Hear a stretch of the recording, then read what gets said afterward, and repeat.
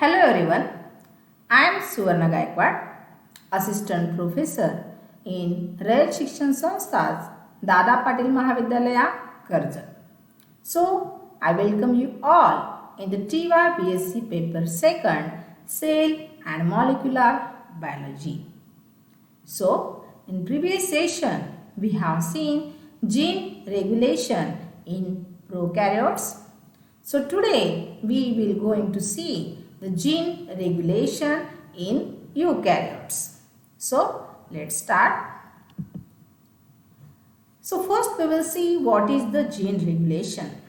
As we know that gene regulation is the process by which a cell determines that when and where the genes will be activated and how much the gene product will be produced.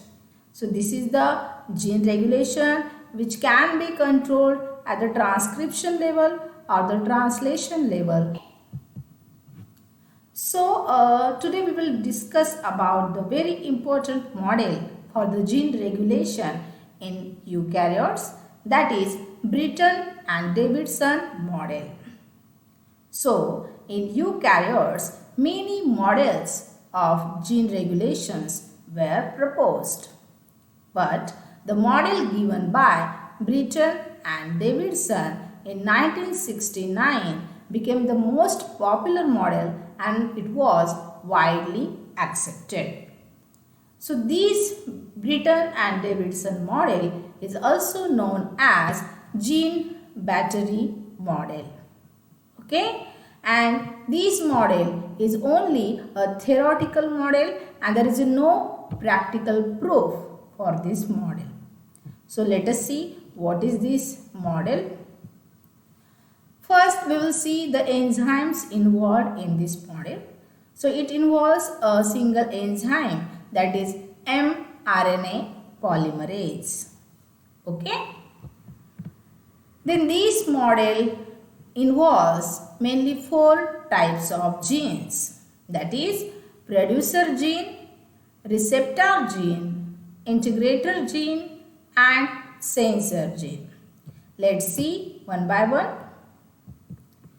So this is the Britton-Davidson model of gene regulation in eukaryotes. So in this figure we are able to see these 4 types of genes. So that is producer gene, receptor gene, integrator gene and the sensor gene. So let us see first what is the producer gene.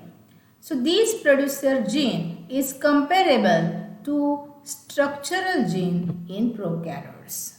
As in previous lecture we have seen the lac operon. Okay, what is the operon concept in prokaryotes? So this is the producer gene which is comparable to structural gene in prokaryotes. Okay, so this structural gene will produce pre-mRNA which after processing becomes mRNA. So the expression of this structural gene is under the control of many receptor genes. Okay, each producer gene may have several receptor sites. So this structural gene is located just near to the receptor gene. So this gene controls the transcription of mRNA and also synthesize the proteins. This producer gene will start the transcription after receiving signal from this receptor gene. So there is an important link between this receptor gene and the structural gene. The second type of gene, it is the receptor gene or the receptor site. So the receptor gene is comparable to the operator in bacterial operon. Okay, so at least one such receptor site is present adjacent to the producer gene. Okay, it provides a link between integrator gene and the producer gene. So there are 4 types of genes we have seen. So this receptor, it provides a link between integrator and the producer gene. Actually, the activator RNA, it will bind to this receptor gene. Okay, and the receptor gene activates producer gene as soon as it receives signal from the integrator gene through the activator RNA. So this is the role of receptor gene. The third type of gene is a integrator gene. So this is the integrator gene.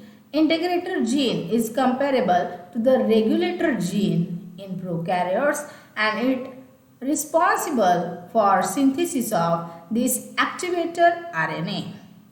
Okay, so at least one integrator gene is present adjacent to each sensor gene. Okay, the main function of this integrator gene is to start a transcription after receiving signal from these sensor gene. Okay, and the RNA which transcribed by integrator gene, it is the activator RNA. So the activator RNA, it is a link between integrator and the receptor gene. So the main function of integrator is to start transcription after receiving signal from the sensor gene.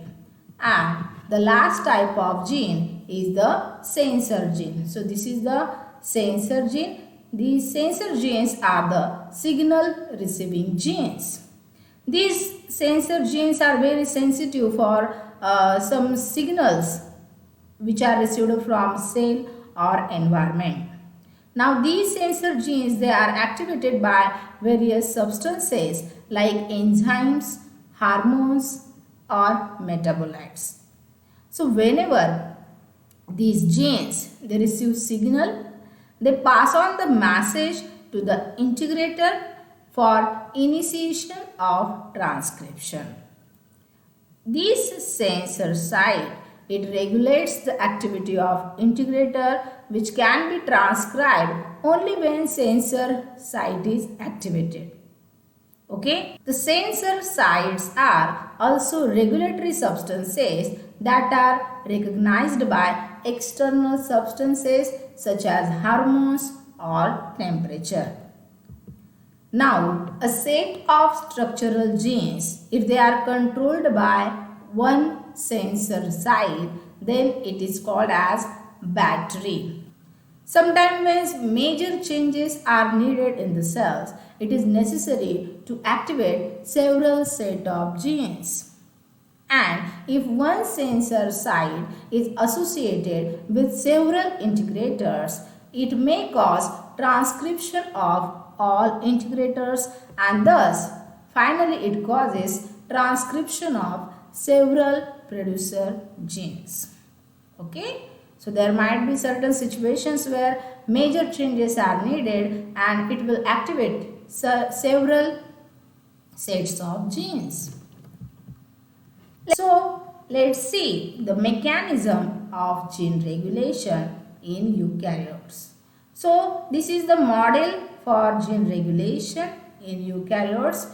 So according to this model, this is the sensor, integrator, receptor and producer gene. So first the sensor gene, it receives signal from the cell. Then integrator gene becomes active and it transcribes the activator mRNA. Now this activator RNA, it get connected to the receptor gene. Now the receptor gene activates producer gene and which finally initiates transcription of mRNA and protein synthesis. So in this way the mechanism of these 4 genes will be taken place. Now there are certain situations where it is possible that the transcription of same gene, okay, transcription of same gene be needed in different developmental stages, such as these structural genes these structural genes. Okay, so there are some situations where transcription of same gene needed in different developmental stages. So at that time, this is achieved by multiplicity of these receptor sites and the integrator sites.